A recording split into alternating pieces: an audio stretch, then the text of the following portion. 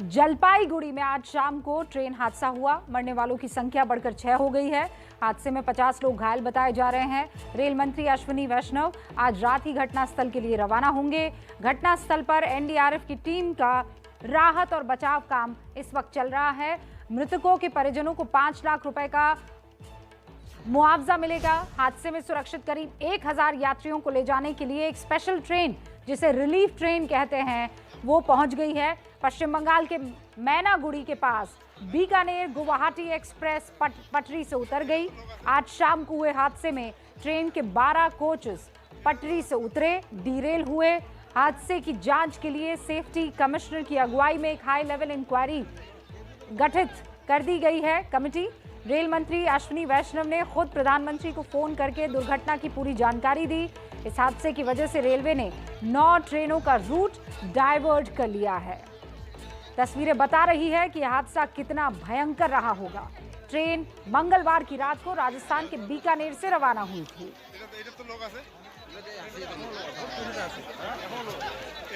मेरे सहयोगी रविकांत इस वक्त हमारे साथ जुड़ चुके हैं, उनका रुख करते हैं। रविकांत, फिलहाल जो अपडेट है, जो हमने अभी तक दर्शकों तक नहीं पहुंचाया है, जरा वो हमें बता दीजिए। देखिए, जो सुरक्षित यात्री हैं उनके लिए स्पेशल ट्रेन पहुंच चुकी है और अब से कुछ ही देर में रवाना हो जाएगी। और ये करीब आगे का 9 घंटे की यात्रा है गुवाहाटी तक की। ये पूरी 9 घंटे की यात्रा कुछ टेक्निकल वजहों से बीच बीच में उनको रोक करके खाना वगैरह खिलाया जाएगा, जिसके चलते वो 6 से 9 के बीच में सुबह गुवाहाटी पहुंचेगी।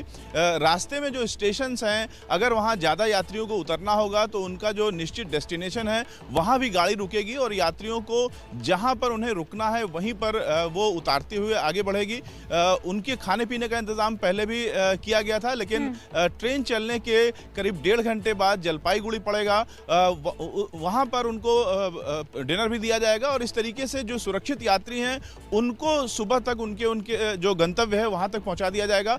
और जो घायल हैं उनके लिए पूरी व्यवस्था की गई है। रविकांत, बहुत बहुत शुक्रिया इस जानकारी के लिए। तो आपको ये डिटेल्स मिल गई होंगी कि अभी रेलवे ने उन लोगों के लिए जो वहां पर मौजूद हैं क्या इंतजाम किया है, जिन्हें अपने डेस्टिनेशन तक जाना था। रुख जरा उत्तर प्रदेश का आप कर देते। यहाँ रोज चुनावी ट्विस्ट और टर्न्स देखने को मिल रहे हैं। यूपी चुनावों की रणनीति तय करने के लिए बीजेपी की बैठक हो रही है। ये बैठक हुई और उसमें तय हो चुका है कि योगी आदित्यनाथ अयोध्या से ही चुनावी रण में उतरेंगे। हालांकि अभी ऐलान होना बाकी है, लेकिन अयोध्या से योगी की खबर ने यूपी के चुनावी हवा में हलचल बढ़ा दी है, क्योंकि राम की नगरी से योगी के योद्धा बनते ही बीजेपी का हिंदुत्व कार्ड इलेक्शन के सेंटर स्टेज पर आएगा, जिससे अखिलेश के पिछड़ों को साधने की रणनीति को धक्का लग सकता है। योगी को अयोध्या से उतारकर क्या बीजेपी यूपी चुनाव का रुख मोड़ देगी और क्या बीजेपी का ये मास्टर स्ट्रोक होगा, ये समझने के लिए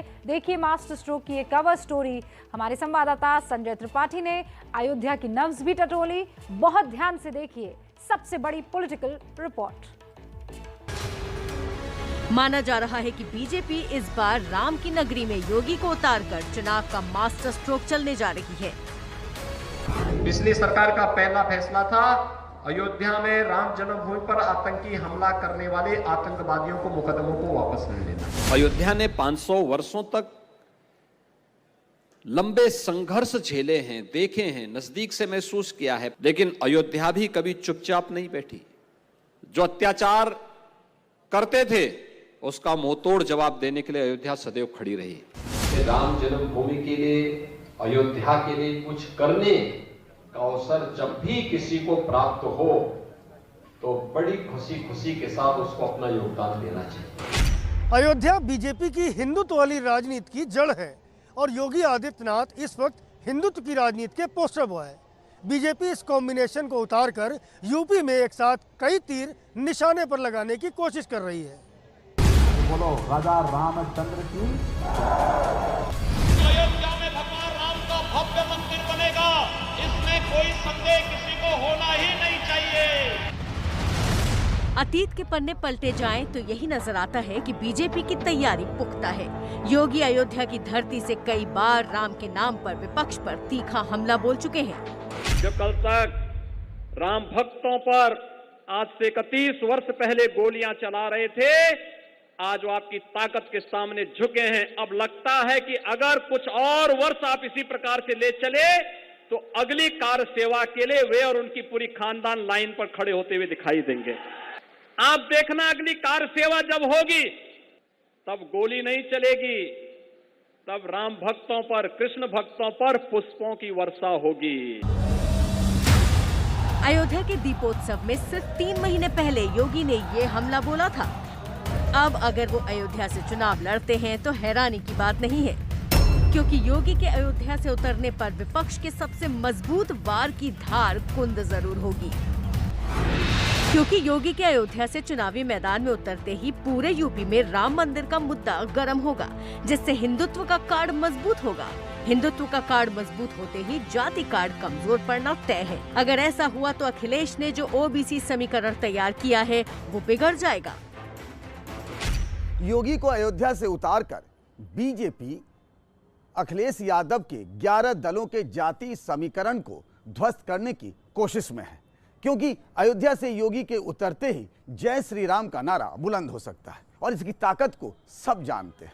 इसके साथ साथ योगी की सरकार ने अयोध्या में विकास का काम भी कराया है, तो इसी बहाने विकास का एजेंडा भी यूपी की राजनीति के सेंटर स्टेज में आ सकता है। योगी ने अपने कार्यकाल में गोरखपुर के बाद जिस शहर का सबसे ज्यादा दौरा किया वो अयोध्या ही है। यही इस बात का सबूत है कि अयोध्या योगी के एजेंडे में कितना महत्वपूर्ण है। सीएम बनने के बाद और यूपी चुनाव की घोषणा होने से पहले तक योगी ने अयोध्या के 35 दौरे किए हैं। एक औसत के मुताबिक 7 दौरे हर साल। पिछले साल यानी 2021 में तो सीएम योगी 10 मर्तबा अयोध्या पहुंचे। योगी ने राम की नगरी में बार बार पहुंचकर दर्शन ही नहीं किए, बल्कि इस दर्शनीय स्थल बनाने के लिए वो पूरी ताकत भी झोंक दी। उनके कार्यकाल में अयोध्या में बहुत सी योजनाएं शुरू की गई। योगी ने अयोध्या को एक अंतर्राष्ट्रीय स्तर का एयरपोर्ट देने का वादा किया है। इसका नाम मर्यादा पुरुषोत्तम राम एयरपोर्ट रखा गया है। इसके अलावा राजा दशरथ मेडिकल कॉलेज की नींव रखी गई है। अयोध्या में ग्रीन फील्ड सिटी योजना का भी ऐलान कर दिया गया है। सरयू तट सौंदर्यीकरण पर भी इस वक्त काम चल रहा है। इसके अलावा अयोध्या में 65 किलोमीटर का रिंग रोड बनाए जाने की भी योजना है। पंचकोसी परिक्रमा मार्ग को भी आधुनिक बनाया जा रहा है। अयोध्या शहर के अंदर योगी सरकार ने कई सारे फ्लाईओवर निर्माण शुरू कर दिए हैं या इनफैक्ट हुए हैं, और सरकार के बस स्टैंड की भी तस्वीर इस शहर में बदलती हुई दिख रही है। इन योजनाओं के साथ राम मंदिर का निर्माण भी चल ही रहा है। बीजेपी राम और राम के नगर के विकास मॉडल को आगे रखकर यूपी चुनाव को अपनी पिच पर लाने की कोशिश कर रही है, और विपक्ष इस बिसात को समझ भी रहा है। दुख हो रहा कि गोरखपुर की जनता ने उनको नकार दिया। अब ये इससे बड़ा दुर्भाग्य किसी मुख्यमंत्री का और नहीं हो सकता कि जिस गृह जनपद के वो रहने वाले हैं, जहां से सांसद रहे हों, और वहां एक भी सीट उनके लड़ने लायक नहीं बची, वहां की जनता ने उनको नकार दिया, तभी तो यहाँ आ रहे होंगे। क्या इस अयोध्या विधानसभा और फैजाबाद जनपद के अंदर, जिले के अंदर, क्या कोई ऐसा नेता नहीं बचा बीजेपी के पास जो यहाँ पे चुनाव लड़ सके, कि यहाँ से आयातित नेता हमको लाना पड़ेगा? उत्तर प्रदेश के अंदर अयोध्या विधानसभा का इतिहास रहा है कि यहाँ पर कभी प्रवासी प्रत्याशी स्वीकृत नहीं किए गए हैं। नहीं, वो जहाँ शायद लड़ना वहाँ से उनको लड़ाया जाएगा। जहाँ लड़ेंगे वहाँ आसपास के क्षेत्रों का लाभ भी मिलेगा। अगर अयोध्या से भी लड़ते हैं तो अयोध्या से भी जीतेंगे, अच्छे वोटों से जीतेंगे। नेताओं के दावे और वादे पार्टी और चुनाव के समीकरण के मुताबिक होते हैं, लेकिन नतीजे जनता तय करती है। इसीलिए हमने अयोध्या का मूड भी समझा। बता तो रहे बहुत काम किया अयोध्या में। अयोध्या में किया है सिर्फ कागज पे। रोज पेपर हम भी पढ़ते हैं कि 5 करोड़ की योजनाएं, 20 करोड़ का ये का उद्घाटन, उसका वो, पर अभी फिलहाल कुछ हुआ तो नहीं, दिखा तो नहीं। हम तो अयोध्या वाले हैं, अब बाहर वाले तो पढ़ते पेपर डेली, अब यहाँ वालों के लिए तो कुछ नहीं फिलहाल। हमारे ख्याल से पूरे यूपी में कहीं भी लड़ेंगे तो चुनाव जीत जाएंगे। बड़ी हस्ती हैं, बड़ा नाम है। अयोध्या में आप देखिए घूम के बहुत काम हुआ। यहाँ पर समाजवादी पार्टी की सरकार बनने जा रही है, पूर्ण बहुमत से अब की सरकार 22 में बनेगी। कोई 5 काम इन्होंने अयोध्या फैजाबाद में किया हो तो बताएं आप। जितना शिलान्यास किया है सब राष्ट्रीय अध्यक्ष श्री अखिलेश यादव जी ने किया है। योगी के चुनाव क्षेत्र को लेकर एबीपी न्यूज पर दिखाए गए सी वोटर के सर्वे में भी सबसे ज्यादा लोग अयोध्या के ही पक्ष में दिखे थे। सर्वे में ये सवाल किया गया था कि योगी को कहां से चुनाव लड़ना चाहिए। इसके जवाब में 37% लोगों ने अयोध्या को अपनी पसंद बताया था, जबकि 22% लोग मथुरा के पक्ष में थे और 21% लोगों की राय इन दोनों जगहों के लिए नहीं थी। योगी की कर्मभूमि भले ही गोरखपुर रही हो, लेकिन अयोध्या से उनका रिश्ता पुराना है। जिस गोरखनाथ मंदिर के वो महंत हैं, उस मंदिर का भी राम मंदिर आंदोलन से गहरा नाता रहा है। अब बीजेपी के राज में राम मंदिर बन रहा है, तो बीजेपी योगी को अयोध्या से उतारकर इसका पूरा फायदा लेना चाहती है। योगी आदित्यनाथ के अयोध्या से उतरने पर बीजेपी को चुनावी एजेंडा सेट करने में सिर्फ मदद ही नहीं मिलेगी, बल्कि अवध रीजन में वो अपना पिछला प्रदर्शन भी दोहराना चाहेगी। कैसे? 2017 के विधानसभा चुनावों में बीजेपी ने अयोध्या की सभी 5 सीटें जीती थी, सभी। इस पड़ोसी जिले गोंडा में भी बीजेपी ने क्लीन स्वीप किया था, बस्ती में भी बीजेपी ने क्लीन स्वीप किया था। हालांकि अंबेडकर नगर की 5 सीटों में बीजेपी को 2 ही हासिल हो पाई थी, लेकिन सुल्तानपुर की 5 सीटों में कमल के खाते में 4 सीटें आई। अमेठी की 4 सीटों में बीजेपी को 3 सीटें मिली और बाराबंकी की 6 सीटों में बीजेपी को 5 सीटें मिली थी।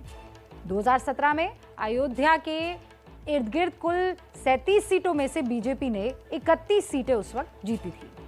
योगी के अयोध्या से उतरने से बीजेपी 2017 के अपने प्रदर्शन को दोहराना चाहेगी, लेकिन राजनीति सिर्फ गणित तक ही नहीं बल्कि समाज शास्त्र का भी फ्यूजन है, और इसीलिए दावे और गणित कुछ भी कहे, नतीजे वोटर ही तय करता है।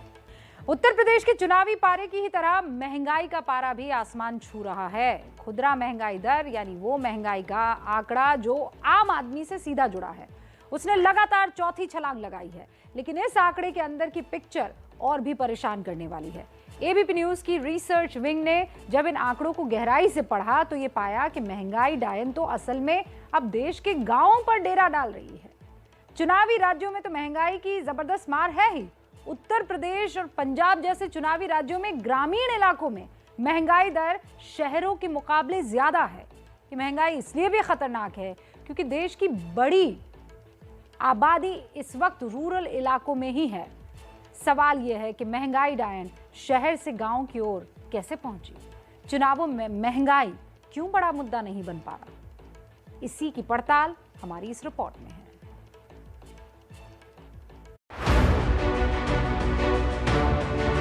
यहाँ खाना किस पे बनाती हैं? खाना आजकल तो लकड़ियों से बना रहे हैं। गैस पे क्यों नहीं बनाती? गैस पे महंगाई की वजह से 100 रुपए किलो, जो बिल्कुल रद्दी दाल होगी वो 100 रुपए किलो है। 150 रुपए किलो तेल हो रहा है। गैस महंगी हो गई तो कहाँ से भरवाएंगे भाई? मजदूरी है नहीं, मजदूरी करे तो पैसा आए, मजदूरी नहीं है गांव में। खाद्य पदार्थ की किसी भी चीज़ को देख लो, इतनी महंगाई है कि परिवार का पालन पोषण करना बहुत मुश्किल हो रहा है। अगर बाजार जाता है कि तेल 200 रुपए किलो मिल रहा है, हाँ 300 रुपए उसकी पूर्ति शाम को 10 रुपए नहीं बच पाते हैं। चुनाव के शोर में महंगाई के बोझ तले दबे आम आदमी की चीख भी शायद गुम हो गई है। यही वजह है कि जब एबीपी न्यूज ने महंगाई पर सवाल किया तो मोहाली की सोनिया का दर्द और गुस्सा दोनों छलक पड़ा। सर, इलेक्शंस में हमारे मिनिस्टर्स ही हैं जो ये नई मुद्दा बनने देते। ये खुद ही अपने मुद्दे बना लेते हैं लड़ने के, कोई और ना कोई और। सर, एवरीडे जो चीज़ें, हर चीज़ महंगी हो रही है, उसके लिए हम लोग हर चीज़ के लिए हम लोग परेशान हो रहे हैं। सर, कुछ भी आप मार्केट जाते हैं, कुछ शॉपिंग करने जाते हैं, कहीं भी आप जाते हो तो हर चीज़ के लिए जो रेट आज की रेट जो पहले 50 रुपये चीज़ वो अब 80 रुपये की पहुँच चुकी है जी। सोनिया अकेली नहीं है जो महंगाई के भंवर में फंसी है। देश के कोई भी कोने को आप उठा लीजिए, यहाँ देश का कोई भी कोना नहीं है जहाँ लोग महंगाई से त्राहिमाम नहीं कर रहे हैं। हरी सब्जियाँ लगा लो 60 रुपए किलो, 40 रुपए किलो से नीचे कोई भी हरी सब्जियाँ नहीं है। कोई भी सब्जी आप उठाओगे ना, घिया से लेकर, जो घिया कोई खाता नहीं है, साग कोई खाता नहीं है, वो भी आज के टाइम में 60 रुपए किलो है। प्याज देखो जो 20 रुपए 25 रुपए किलो, वो 40-45 रुपए किलो बिक रहे हैं, 50 रुपए। मटर 60 रुपए किलो तो कम नहीं हो रहे। हर एक चीज़ में आग लगी हुई है। घर का सामान रसोई के लिए जो लाया जाता था, हम लोग कहीं से जाके लेके आते तो 5-5.5 हज़ार रुपये तक हमारे परिवार के लिए हो जाता था। लेकिन आज वही सामान अगर हम लेने जाते हैं वो 9 से 10 हज़ार रुपये तक चले जाता है। ये मान लो आप 5 से 10% में इजाफा है हर चीज़ में जो हम बेचते हैं, जैसे चाहे चीनी हो गया, कोल्ड ड्रिंक्स हो गए, वेफर्स हो गए, इन चीज़ों में क्यों? क्योंकि आधार बढ़ता है, जैसे तेल बढ़ा तो वेफर तो बढ़ना ही बढ़ना है, क्योंकि तेल में ही बनेगा वो। वैसे तो महंगाई डायन आम आदमी को बरसों से सता रही है, लेकिन अब तक आंकड़ों के गणित में आम आदमी का दर्द छिप जाता था। अब तो आंकड़े भी सता रहे हैं। सितंबर 2021 में जो खुदरा महंगाई दर 4.35% थी, वो अक्टूबर में 4.48% गई, फिर नवंबर में 4.91% पहुंची और दिसंबर में खुदरा महंगाई दर 5.59% पर छलांग लगा चुकी है। ये ग्राफ बढ़ती महंगाई की कहानी समझने के लिए काफी है। महंगाई की मार शहरी क्षेत्रों को ज्यादा प्रभावित करती है, लेकिन ताजे आंकड़े जो तस्वीर दिखा रहे हैं वो बेहद डरावनी है। इन आंकड़ों के मुताबिक महंगाई डायन देश के ग्रामीण इलाकों में अपना नया डेरा बना चुकी है। देश के 8 बड़े राज्यों में ग्रामीण इलाकों के लोग शहरी इलाकों की अपेक्षा ज्यादा महंगाई की मार झेल रहे हैं। इनमें यूपी और पंजाब जैसे चुनावी राज्य भी हैं। आंकड़ों के मुताबिक चुनावी राज्य उत्तर प्रदेश में ग्रामीण आबादी करीब 15.5 करोड़ है और यहाँ महंगाई दर 6% पहुँच चुकी है, जबकि शहरी आबादी महज 4 करोड़ 45 लाख है और महंगाई दर 5.04% है। पंजाब की अगर बात करें तो यहाँ ग्रामीण आबादी 1 करोड़ 73 लाख है और महंगाई दर 3.66% है, जबकि शहरी आबादी 1 करोड़ 3 लाख है और यहाँ महंगाई दर 3.38% है, जो ग्रामीण इलाकों से ज्यादा है। आप इसको गैस के इसको देखिए, आप जो 500 रुपये का 450 रुपये मिलता था, जो आज 950 रुपये का है। तो इसकी जिम्मेदार सरकार है, तो होएगी और क्या होएगी।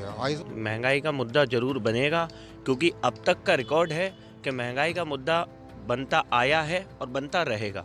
जब वोट डालने जाएंगे बिल्कुल पिछली यादें आएंगी 5 साल की, जो हम लोगों के नुकसान हुए हैं, फसलों में हुए हैं, मजदूरी में हुए हैं, खर्चे बढ़ गए हैं, सब्जियां महंगी हो गई हैं। और अभी महंगाई तो बहुत परेशान कर रही है। मजदूर आदमी हैं हम लोग, रोज कमाते हैं, रोज खाते हैं और सिलेंडर भी है तो इतना महंगा हो गया, राशन है तो हर चीज़ महंगी चल रही है आजकल, बहुत परेशान हो रहे।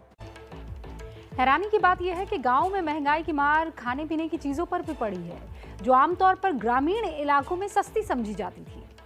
आंकड़ों के मुताबिक गांव में अनाज की महंगाई दर 2.79% है, जबकि देश में 2.43% है। नॉन वेज आइटम की महंगाई दर गांव में 5.07% है और शहरों में अराउंड 3.8%। तेल की बात करें तो गांव में महंगाई दर 26.49% है, शहरों में 20.4%। दाल की महंगाई दर गांव में 3.07% है और शहरों में 1.30%। हर एक चीज़ महंगाई है, सब्जी भी महंगी है, सिलेंडर भी महंगा है, कोई भी राशन है, कोई भी टूट नहीं रहा, ठीक है नहीं, क्योंकि जो भी सरकार आती है कोई भी महंगाई को सस्ती नहीं करती। महंगाई को मद्देनज़र रखना बहुत ज़रूरी है, क्योंकि महंगाई होगी तो घर का खर्चा भी नहीं चलता है, इसीलिए महंगाई को लेके तो हम सोचेंगे। महंगाई और चीज़ की, अभी सोचो आप लोग, जैसे ये तेल है तो 60 रुपये किलो था, आज समझो 200 किलो। ये भी जो गरीब गुरबा इंसान हो गए, हम जैसे बेचारे, वो क्या करेंगे बेटा, ये सोचो। देश की आधी से ज्यादा आबादी गांव में रहती है। खाने पीने की चीजें गांव से ही शहरों में आ रही है, लेकिन बावजूद इसके गांव में महंगाई बढ़ रही है। क्यों? इसका जवाब हमने अर्थशास्त्रियों से जानने की कोशिश की। महंगाई का असर गांव के इलाके में, रूरल एरियाज में ज्यादा दिखाई दे रहा है। इसका कारण यह है कि जब हम बास्केट ऑफ गुड्स खुदरा महंगाई दर कैलकुलेट करने के लिए निकालते हैं, तो उसमें खाद्य पदार्थों का हिस्सा गांव में करीब 54% होता है, जबकि शहरी इलाकों में ये 36% होता है। और ज्यादा आबादी बस्ती भी उन्हीं इलाकों में है, यानी गांव में। देश भर में बढ़ते कोरोना के मामलों की अब बात करनी है, क्योंकि आगाह करना आपको हमारी जिम्मेदारी है। बीते 24 घंटों में देश में लगभग 2.5 लाख के करीब केसेस आए हैं। ये केसेस लगातार बढ़ रहे हैं। अब अलग अलग राज्यों की ताज़ा केसेस सामने आने लगे हैं और सबसे बुरा हाल कहाँ का है? देश की राजधानी दिल्ली का। दिल्ली में पिछले 24 घंटे में 28,867 नए मामले सामने आए हैं। ये दिल्ली में अब तक के एक दिन में आए सबसे ज्यादा केसेस में हैं। दिल्ली में कोरोना के 94,160 एक्टिव केसेस हैं। दिल्ली में कोरोना की संक्रमण दर भी बढ़कर 29.21% हो गई है। दिल्ली में पिछले 24 घंटे में 31 लोगों की मौत हुई है, चिंताजनक है।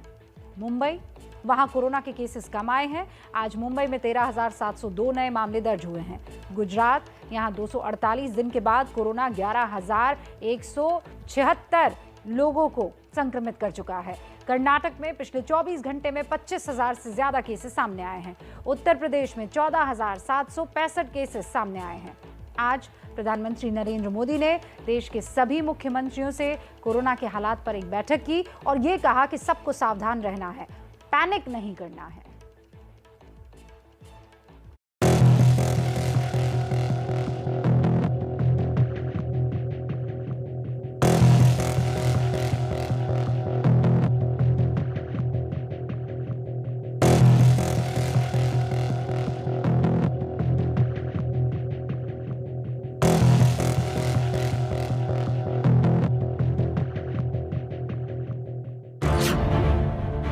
कोरोना के लिहाज से बुधवार का दिन देश के लिए बहुत खराब रहा, क्योंकि पिछले 24 घंटे में 2,47,000 से ज्यादा नए केस आए हैं, जबकि 380 लोगों की मौत भी हुई है।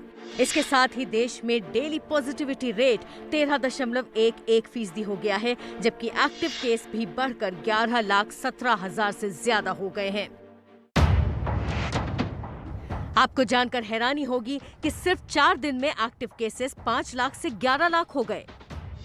8 जनवरी को 5,90,000 एक्टिव केसेस थे, जो 11 जनवरी तक बढ़कर 9,55,000 से ज्यादा हुए और अब 12 जनवरी को 11,17,000 से ज्यादा एक्टिव केस है। देश में एक्टिव केसेस की संख्या 7 महीने के बाद 11 लाख के पार पहुंची है।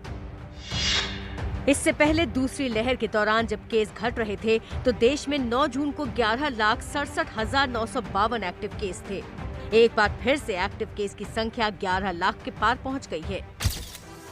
सरकार ने कल ही ये साफ कर दिया है कि कोरोना की ये तेज रफ्तार सिर्फ ओमिक्रॉन वेरिएंट की वजह से ही है। इसीलिए सिर्फ 6 दिनों में डेली केसेस 1 लाख से 2.5 लाख के करीब पहुंच गए हैं। 6 जनवरी को देश में 1,17,000 डेली केस थे।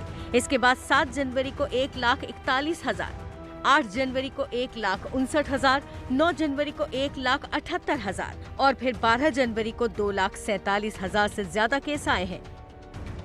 एक चिंता की बात यह भी है कि भारत की रोज की संक्रमण दर भी लगातार बढ़ रही है। पिछले 12 दिनों में संक्रमण दर 6 गुना से ज्यादा बढ़ गई। 1 जनवरी को देश की संक्रमण दर 2.05% थी।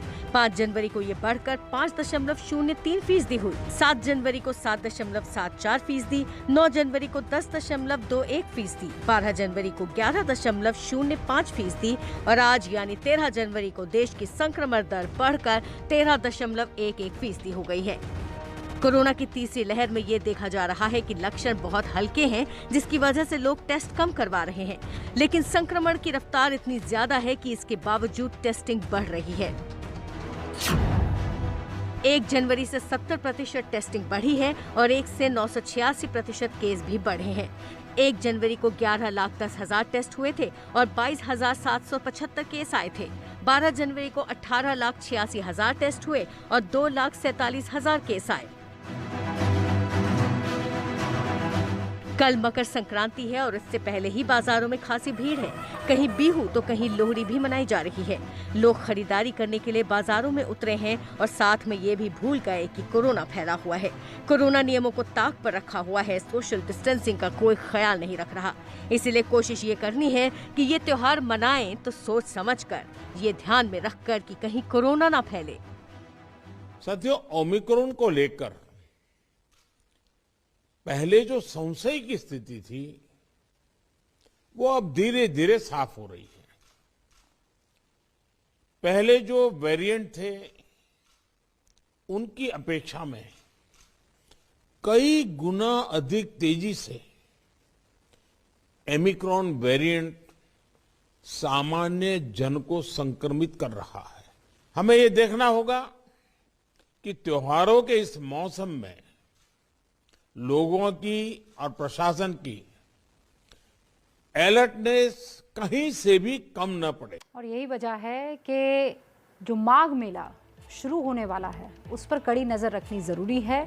वो सुपर स्प्रेडर हो सकता है। हम प्रयागराज के माघ मेले की बात कर रहे हैं, जिसमें कल मकर संक्रांति के मौके पर लाखों लोग स्नान करेंगे। आज हाईकोर्ट में सुनवाई होनी थी, लेकिन नहीं हुई, क्योंकि हाईकोर्ट इस मुद्दे को अर्जेंट नहीं मान रहा है।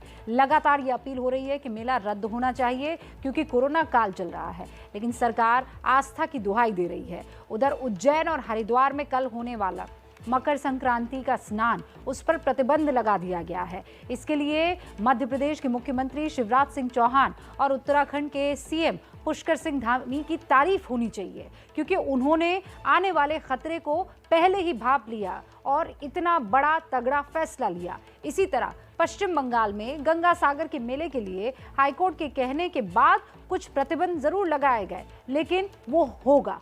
प्रयागराज में ये मेला लग रहा है, क्यों?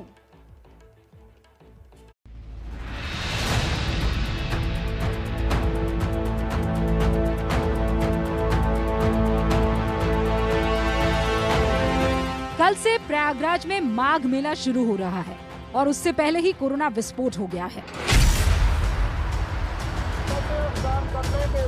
सिर्फ माघ मेले में ही 38 और लोग कोरोना पॉजिटिव पाए गए हैं। माघ मेले में पॉजिटिव होने वालों की संख्या 51 हो गई है और पूरे प्रयागराज जिले में 379 लोगों की रिपोर्ट पॉजिटिव आई है। लगातार बढ़ते कोरोना केसेस के बाद माघ मेले के आयोजन को लेकर एक बार फिर सवाल उठने लगे हैं। मेले में अभी श्रद्धालुओं का आना शुरू नहीं हुआ है। पूरी उम्मीद है कि कल 14 जनवरी को मकर संक्रांति पर कई लाख लोग यहां आस्था की डुबकी लगाने के लिए पहुंच सकते हैं। लाखों लोग अगर बगैर रोक टोक के ऐसे ही स्नान करेंगे तो यहाँ कोरोना किस कदर फैलेगा, इसको लेकर डर वाकई बना हुआ है। इसीलिए माघ मेले पर रोक लगाने के लिए इलाहाबाद हाईकोर्ट में याचिका दायर की गई थी, लेकिन हाईकोर्ट ने अर्जेंसी बेसिस पर सुनवाई करने से इनकार कर दिया। हाईकोर्ट ने कहा कि याचिका में अर्जेंसी के लायक पर्याप्त आधार नहीं दिए गए हैं। अब हाईकोर्ट इस मामले को रेगुलर केस मानकर ही सुनवाई करेगा। उम्मीद है सोमवार को इस मामले पर सुनवाई हो जाएगी।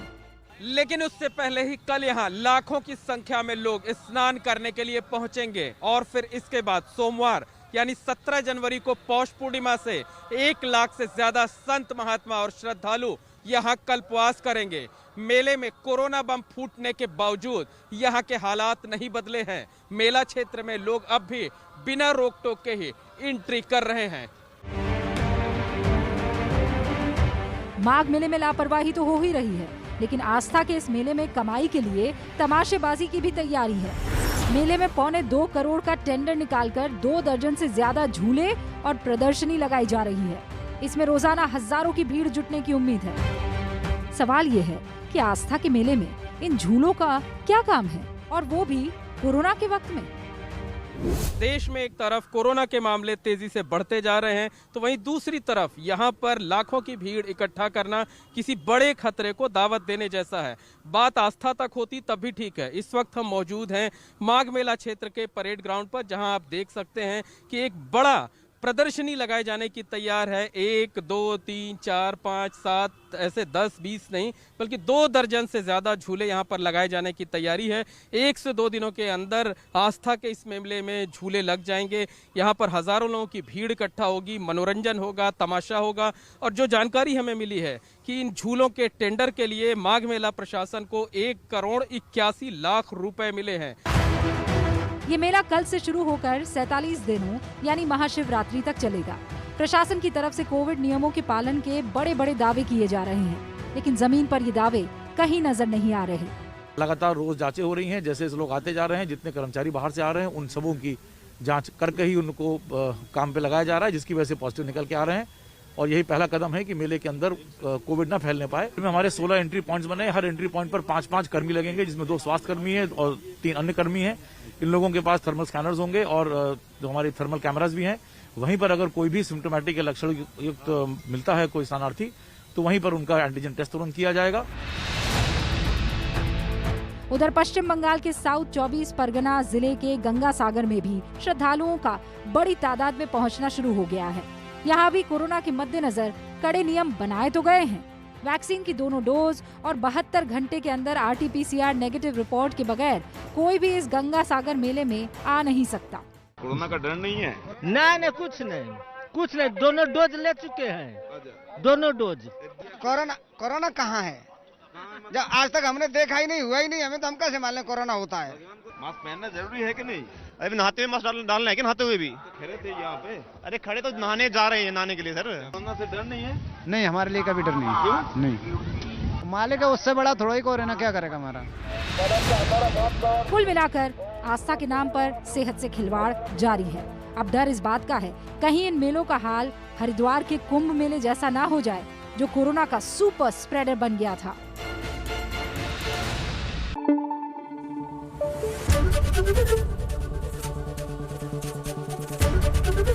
ABP न्यूज़ आपको रखे आगे।